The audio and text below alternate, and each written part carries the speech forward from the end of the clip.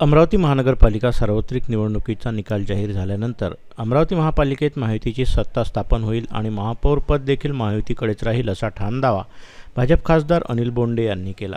ते अमरावतीत पत्रकारांशी बोलत होते। भाजप युवा स्वाभिमान संघटना आणि उपमुख्यमंत्री अजित पवार यांची राष्ट्रवादी काँग्रेस हे तिन्ही घटक एकत्र येऊन युती करतील असं बोंडे यांनी स्पष्ट केलं। अमरावतीच्या जनतेनेच हा कौल दिला असून महायुतीने एकत्र येऊन शहराचा विकास आणि नागरिकांची सुरक्षितता सुनिश्चित करावी अशी अपेक्षा जनतेची आहे असं ते यावेळी म्हणाले। भाजप युवा स्वाभिमान संघटना आणि राष्ट्रवादी काँग्रेसचे नेते एकत्र बसून सत्ता स्थापनेबाबत सविस्तर चर्चा करतील असं सांगत बोंडे पुढे म्हणाले की सध्या अमरावती महानगरपालिकेच्या हद्दीत भाजपचा एकही आमदार नाही ही वस्तुस्थिती आहे। मात्र अमरावतीकरांनी जो कौल दिला आहे तो आम्हाला मान्य आहे। भाजपच्या जागा का कमी झाल्या यामागची कारणं पक्षांतर्गत पातळीवरील शोधली जातील। आमच्यात नेमक्या कोणत्या उणेवा राहिल्या याचं आत्मपरीक्षण करून पुढील काळात त्या दूर केल्या जातील असंही बोंडे यांनी स्पष्ट केलं। महाराष्ट्रामध्ये सर्वप्रथम मी देवेंद्रजी फडणवीस महाराष्ट्राचे मुख्यमंत्री आमचे प्रदेशाध्यक्ष रवींद्रजी चव्हाण यांचं मनपूर्वक अभिनंदन करतो की महाराष्ट्रामध्ये भारतीय जनता पक्षाने आणि महायुतीने घोडदौड कायम राखली आहे आणि मुंबईमध्ये सुद्धा भारतीय जनता पक्षाचा महापौर होतोय। ठाण्यामध्ये सुद्धा भारतीय जनता पक्ष शिवसेना युतीचा महापौर होईल आणि 27 पैकी 19 महानगरपालिकांवर निर्विवाद बहुमत मिळालं आहे। अमरावतीमध्ये आपल्याला माहीत आहे की इथे जे लोकसंख्येचं प्रमाण आहे आणि मी वारंवार जी भीती व्यक्त करत होतो MIMच्या संदर्भात काँग्रेसच्या संदर्भात आणि ती भीती खरी ठरण्याची वेळ आलेली होती आणि तशाही परिस्थितीमध्ये अमरावतीमध्ये भारतीय जनता पक्ष हा सर्वात मोठा पक्ष म्हणजे 25 नगरसेवक म्हणून निवडून आले आणि त्या खालोखाल मला असं वाटतं युवा स्वाभिमानचेही नगरसेवक आहेत 16, शिवसेना शिंदे गटाचे 4 नगरसेवक आहेत, 3 नगरसेवक आहे आणि राष्ट्रवादी अजितदादा पवार यांचे पण 11 नगरसेवक आहे। पण MIM आणि BSPचेही मोठ्या प्रमाणात नगरसेवक निवडून आलेले आहे। MIM आणि काँग्रेसचे पहिल्यांदा निकाल लागले तेव्हा त्या भागामधून MIMची चांगली घोडदौड सुरू होती आणि आजचं जे चित्र आहे असं वाटतं की अमरावतीच्या जनतेने कौल दिला आहे की महायुतीच्या सगळ्या लोकांनी एकत्र यावं आणि अमरावती महानगरपालिकेचा विकास आणि सुरक्षितता द्यावी आणि असं चित्र निर्माण झालेलं आहे आणि त्यामुळं आता हे चित्र थोडं स्पष्ट होईल, त्यावर चर्चा होईल आणि त्याप्रमाणे निर्णय निश्चितपणे घेतले। सर्वात मोठं प्लॅनिंग जे आहे ते भाजपनं या निवडणुकीमध्ये केलेलं होतं। राज्यात भाजपच्या जागा वाढल्या पण अमरावतीमध्ये 20 जागांनी भाजप कमी झालेली आहे। नाही, त्याचं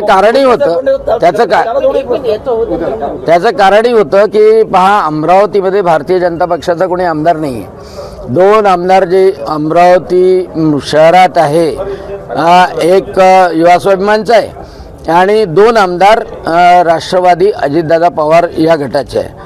दुसरी महत्त्वाची गोष्ट की जे विभाजन जे होत होतं ते विभाजन हिंदू मतांचं विभाजन वेगवेगळ्या पक्षामध्ये जास्त प्रमाणात झालं आणि त्याचं एक फटका आम्ही म्हणू शकतो की भारतीय जनता पक्षाला सीट कमी होण्यात झाल्या। परंतु एक महत्त्वाची गोष्ट झाली की शेवटी निवडून आले ते महायुतीचेच घटक पक्ष निवडून आले आणि त्यामुळं सत्ता ही भारतीय जनता पक्ष आणि महायुतीचीच निश्चितपणे।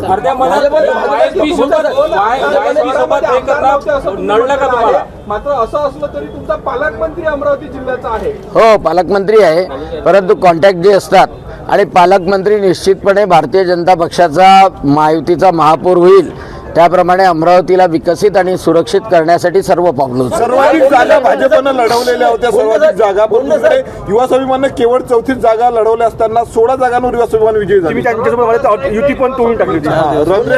कारण भाजपला जो आत्मविश्वास आहे तो नडला काय, तुम्ही कोणाही पक्षासोबत युती केलेली नाही आहे हा आत्मविश्वास आहे, त्यामुळे तुमच्या सीट कमी झाल्या काय? नाही, काही सीट्स 100 मतांनी 110 मतांनी ह्या कमी झाल्या। एवढंही नक्की की काही अपक्ष किंवा युवा स्वाभिमान किंवा बाकीच्या पक्षांनी भारतीय जनता पक्षाचे जे उमेदवार दिले होते ते निवडून आले आणि त्याच्यामुळे शेवट सगळीकडे गोड होणार आहे आणि अमरावती महानगरपालिकेमध्ये सुद्धा भारतीय जनता पक्षाचाच महापौर बसेल हा विश्वास। सर, मुंबईमध्ये ठाकरे बंधूंची सत्ता येईल असं सांगितलं जात होतं, तिथे देवेंद्र फडणवीसांचा करिश्मा झाला कसं? देवेंद्र फडणवीसांचा करिश्मा सगळीकडेच चालला. अमरावतीमध्ये सुद्धा 25 जागा निवडून आल्या, 25-26 जे काही निवडून आल्या त्या देवेंद्र फडणवीसांच्याच करिश्म्यामुळे निवडून आल्या. सर, अंतर्गत गटबाजीचा भाजपला मोठा फटका बसल्याचं बोललं जातं. अंतर्गत गटबाजीचा भाजपला मोठा फटका बसल्याचं बोललं जातं. याचा निश्चितपणे अभ्यास केला जाईल. आम्ही पण त्याचं मंथन करणार आहे की का कमी झाल्या, 45च्या 25 का कमी झाल्या, हे काही आम्ही शांत बसणार नाही. आणि भारतीय जनता पक्ष असा पक्ष आहे की जनतेने दिलेला कौल हा मान्य करायचाच, पण आपल्यामध्ये काय उणीवा आल्या ह्या निश्चितपणे तपासून घ्यायच्या. आणि म्हणून नाही, सोबतच आहे ना, सोबतच सगळेजण आहे आणि त्यामुळं ह्या गोष्टीला काही विशेष अर्थ राहत नाही. निवडणुकीच्या नंतर, निवडणुकीच्या अगोदर महायुती होती आणि महायुती राहते. कुबड्यांची गरज नाही असं भाजपच्या नेत्यांनी म्हटलं, तर कुबड्यांची गरज नाही. तुम्ही आता असं म्हटलंय की राज्यभर देवेंद्र फडणवीसांचा करिश्मा चाललेला आहे, अमरावतीत देवेंद्र फडणवीसांचा करिश्मा चालला नाही का? कारण 45 वर्ष निश्चितपणे चालला, पण अमरावतीची जी गंभीर बाब मी वारंवार भाषणात सांगतो की अमरावतीची डेमोग्राफी मोठ्या प्रमाणात चेंज होते आणि त्याच्यामुळं म्हणजे इथे फटका हा पहिल्यांदाच बसला आहे असं नाही. खासदारकीच्या निवडणुकीमध्ये सुद्धा अमरावती विधानसभा मतदारसंघातच फटका बसला होता. 40,000 मतांनी खासदार या मतदारसंघातच पाठीमागे होत्या आणि मग त्याचं आम्ही चिंतन केल्यानंतर आम्ही तीच चूक विधानसभेमध्ये आम्ही दुरुस्त केली आणि विधानसभेमध्ये दुरुस्त केल्यानंतर 5ही आमदार आमचे निवडून आले. इथलाही आमदार आम्ही निवडून आणला, बडनेराचाही आमदार आम्ही निवडून आणला आणि त्यामुळं ह्या घडामोडी ज्या चालतात त्याचं निश्चितपणे चिंतन होईल.